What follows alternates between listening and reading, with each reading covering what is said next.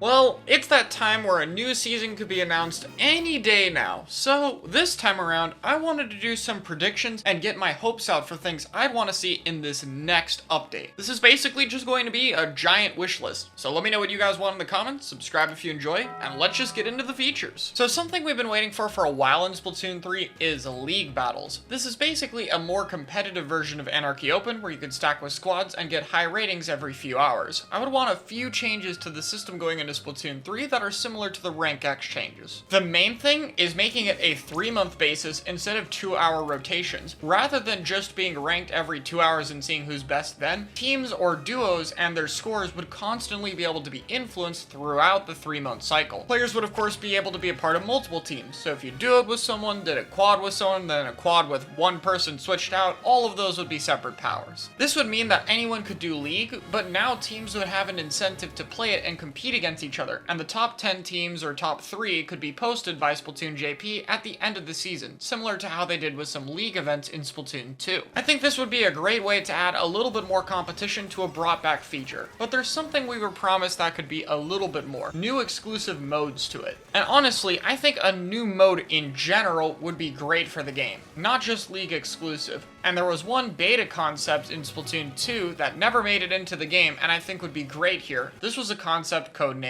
Rocket. I covered this a long time ago, but basically how it works is you shoot a rocket and it'll go into the sky, moving a certain area forward in the map. During this time, it would drop basically a super weapon, which at the time was a placeholder Stingray that was just way too overpowered in terms of whatever it shot, but you know, nothing was final here, beta. Anyway, once it lands, you'd be able to shoot it and it would launch again, and the enemy team would be able to shoot it to send it backward. This was a really unrefined concept, but it kind of used a bit of Zones, Tower, and Rainmaker. You had a super weapon, the objective moved, but you also hung out in one area for a lot longer of a period of time. It was pretty cool. I think reworking it so it's similar to that ending phase of Octo Expansion where you shoot something and it moves forward could be interesting. And maybe whoever shoots it gets access to this super weapon. And while they get something a bit more powerful than their main gun, much more equipped for fighting, they wouldn't have access to their special or maybe even sub-weapon, making it easier for the other team to retake map control, in which they would also have to pick someone to give up their special to pick up that weapon. It definitely seems like a more coordination-orientated mode, but I think it could work fine everywhere, though if they want to make it League exclusive, that would be fine too. I really do think we're overdue for a new ranked mode in the game, and it's definitely one of my highest hopes. Before we get into one of the main themes of the season, let's talk about 2 maps. One of course new, and one returning. For a new stage, I think a really cool concept we haven't done yet would be some kind of volcano or tropical island themed stage. I think it would make for a really cool setting, and potentially these little volcanoes could be used, maybe with flows of lava instead of water at one point that you would have to avoid as a stage hazard. Then later into the match, the lava would cool into rock, and you would be able to actually paint and use it, perhaps opening new routes like paintable walls or floors to connect multiple areas. And of course, you could also have parts of the stage disappear or fall to make it a bit more lethal, similar to Grumble Volcano from Mario Kart. I think it could be a neat setting that you could get creative with in a lot of different ways. For a returning stage, it seems they're alternating between Splatoon 1 and Splatoon 2, and doing this would make sense as every Splatoon 1 stage that would not be ported would be able to be ported to Splatoon 3 if they went with that model. But which of the 3 non-returning stages do we want to go with so far? There's Urchin,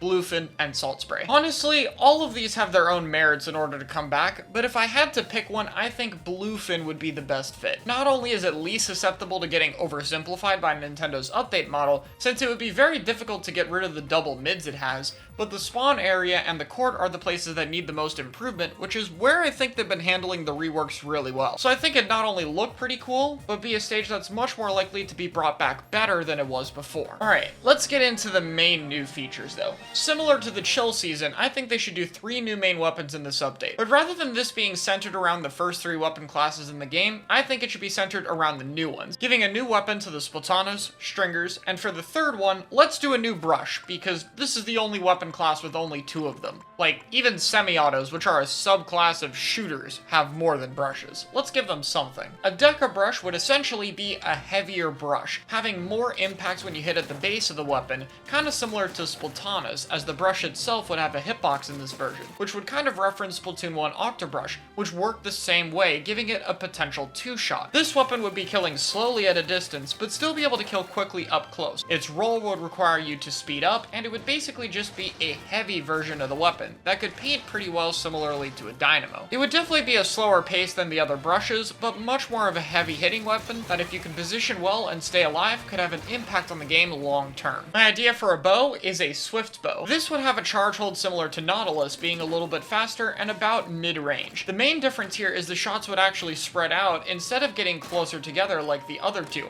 but the shots themselves would be a lot more powerful, doing around 70 damage with a fast charge time, kinda like the Bamboozler. This would be cool for a wider area, and paired with a lunge mechanic similar to Hanzo from Overwatch, as well as that charge hold gives it a lot of mobility. So while it's a bit weak, it has a lot of ways to reliably hit opponents and cover space. Finally is the concept of dual swords, basically a hybrid between a dually and a Splatana. These would be overall weaker and faster hits, almost as fast as Wiper. But the main gimmick is since you have two swords, you can do two dash slashes, giving you insane mobility with that option, especially compared to every other Splatana, which I think would be really fun. There's a lot you can do with new weapons, but to me, these three classes easily deserve to get something new. On top of that though, is weapon kits, and I also want this to be focused around Splatanas and Stringers, where all four of the existing ones would get a new kit, since they haven't really gotten anything until this update 9 months into the game. In addition though, since the current updates have not really been adding enough kits as is, this update will be adding 13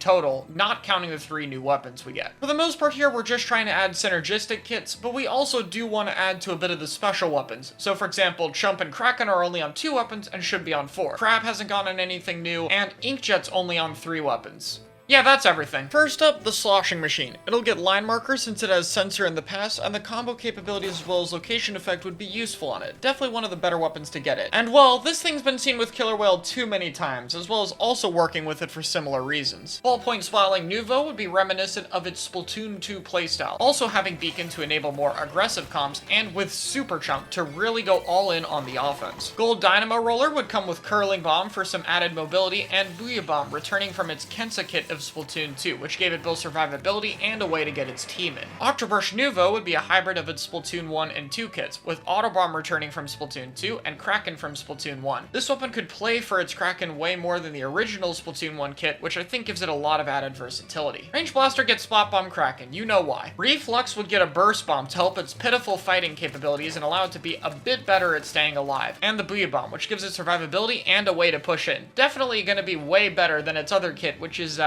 yeah, definitely very interactive. Splatana Stamper Nouveau would get a Splat Bomb for a bit more lethal poking pressure to trade away the combos of Burst Bomb, and Inkstorm to be a versatile tool that can help the weapon paint, get damage on enemies, or just walk forward. The Splatana Wiper Deco would get a versatile Fizzy Bomb, allowing you to poke people, but also use a little paint trail to be able to close the gap on enemies, and Chumps can give you a lot of little shields to help protect you as you go for more aggressive plays. Foil Squeezer can get the kit Splash Neo deserved to get. Zipcaster on a weapon this mid-range with this fast a kill time would be unbelievably threatening, and Toxic Mist could allow you to slow enemies and support your team. The Enperry Splat Dualies return, combining its Splatoon 2 kits together with a Burst Bomb for poking capabilities and Inkjet as an amazing combo, especially with the rolls to help protect your landing. The Kelp Tri-Stringer would get Splash Wall to enable it to stay alive a bit more, as well as challenge longer range opponents, and Wavebreaker would be amazing combos for it, as well as giving it the ability to see opponents through walls and go for fall-off shots. I've talked about Zipcaster Squiffer to death at this point,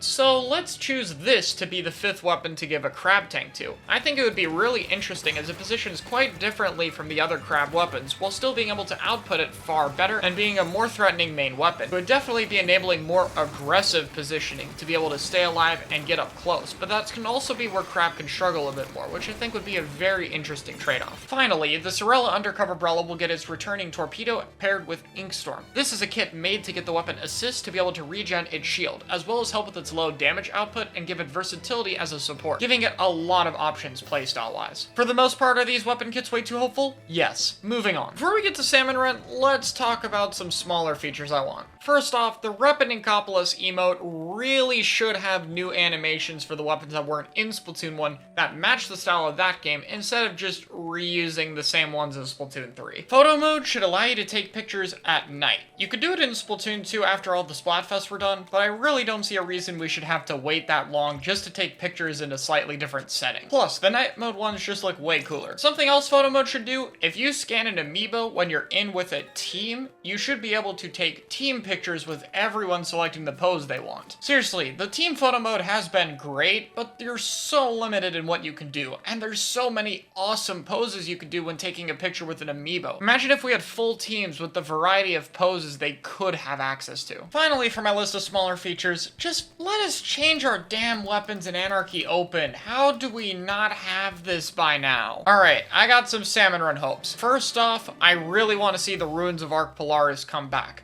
The more I've looked back into Splatoon 2 Salmon, the more I realized just how cool this stage was with its vertical layout as well as the ride rails, which allowed so many interesting ideas. And I think with the egg toss, it would be a much more fun map to play. For a big run stage, I think Museum would be a really cool pick. Not only would it just fit really well and look awesome, but the spinners would play unique there, especially if they gave it a cool gimmick like having them spin way faster in this mode, or maybe having the Splatoon 1 spawn spinner be there for high tide. I also think rather than just being the debut of a new King Salmonid, it should also be the debut of a new Grizzco weapon, slowly adding a new one for every single class. And I think the most fun one could be a roller. I could definitely see a roller that could roll with the same power of Dynamo and speed with Carbon, but being significantly more ink hungry, basically being a powerhouse move that you have to be careful when you use. Its horizontal flicks could paint really well, similar to a big swig, but be really weak, and its long range mode could be extremely far verticals, with like E-liter range, that could be great for taking out bosses, kind of like a sniper, but be incredibly slow, giving the weapon plenty of vulnerability, as it would be difficult to defend itself up close without the roll, which is something that's incredibly ink hungry. As for a new King Salmonid, I'm not really the greatest at this. However, I do think a very interesting special weapon it could use would be the Ultra Stamp. We really haven't seen this in Salmon Run at all, and the ability to run away from the stamp while trying to get shots in on it to be able to stop it and maybe stun it, I think could be really interesting, as well as teach people how to better fight the special in multiplayer. Well, with all that being said, I have one last final hope. New music. Please. I think the current Splatoon 3 songs are actually better than Splatoon 2's, on average. The difference is Splatoon 2 had a ton of variety and a ton more songs, so I don't think it works too well right now. And that's understandable when the game came out. Now we're 9 months in. Splatoon 2's gotten new music by now. I think we also should get some for multiplayer. But with that being said, that's all my hopes for an update. Let me know what you think. I'll see you all later.